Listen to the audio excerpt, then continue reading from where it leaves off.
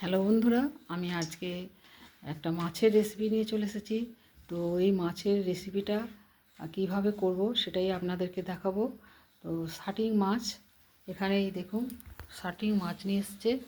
তো এই শাটিং মাছের আমি আজকে ঝাল করব, কিন্তু একদম অন্য পদ্ধতিতে। দারুণ খেতে হবে এইভাবে।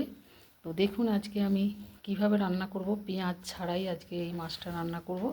তো আমি এখানে কড়াই তেল বসিয়ে দিয়েছি, তেলটা আর একটু গরম হবে, তারপরে এই মাছগুলোকে ভেজে নেব। মাছগুলো ছেড়ে দিচ্ছি, তেল গরম হয়ে গেছে।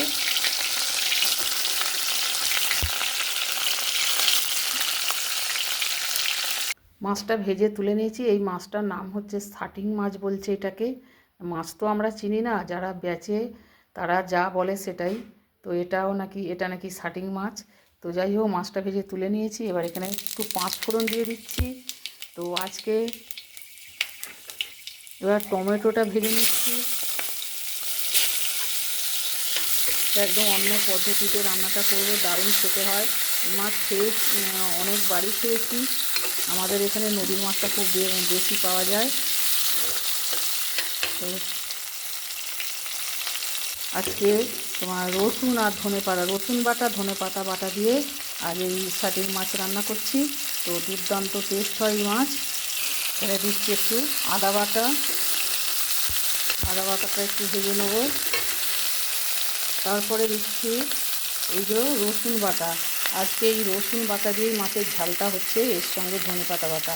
তো এই রসুন বাটার সঙ্গে আমি একটা কাঁচা লঙ্কা দিয়ে দিয়েছি। রসুন বাটাটা একটু ভেজে নেব।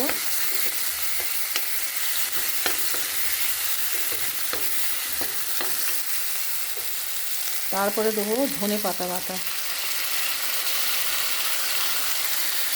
জানলে ধনে পাতা বাটাটা একটু এর সাথে নেড়ে চেড়ে নেবো। এবারে দেবো সর্ষে বাটাটা একটু জল দিয়ে গুলে দিলে খোসাগুলো নিচে পড়ে যাবে। একটু সর্ষে বাটা দিয়ে দিলাম। এবার দেবো লঙ্কার গুঁড়ো আর হলুদের গুঁড়ো। এবার দিচ্ছি স্বাদ মতো লবণ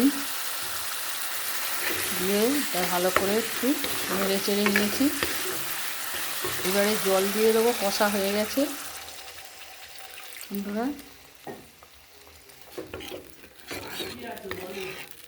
এইভাবে মাছের ঝাল করলে এই শাটিং মাছ দারুণ টেস্ট হবে বন্ধুরা, একবার খেয়ে দেখবেন একবার হলেও। এবার মাছগুলোকে আমি দিয়ে দিচ্ছি।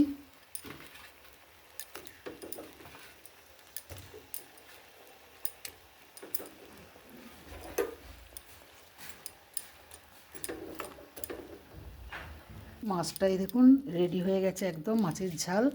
কত সুন্দর রঙও হয়েছে, দেখতেও ভালো লাগছে আর খেতেও তেমন ভালো হয়েছে। তো এবার মাছটাকে নামিয়ে নেব। এই রসুন রসুন এর নাম দিয়েছি তোমার রসুন শাটিং মাছ। তো এটা ধনেপাতা বাটাও আছে। তো এটা এইভাবেই নাম দিয়েছি।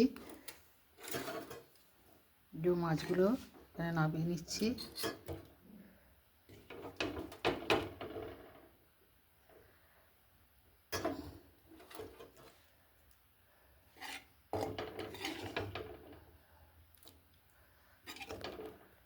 এই যে নামিয়ে নিয়েছি বন্ধুরা, এই দেখুন এই যে শাটিং মাছের ঝাল। কেমন লাগলো এই রান্না অবশ্যই জানাবেন।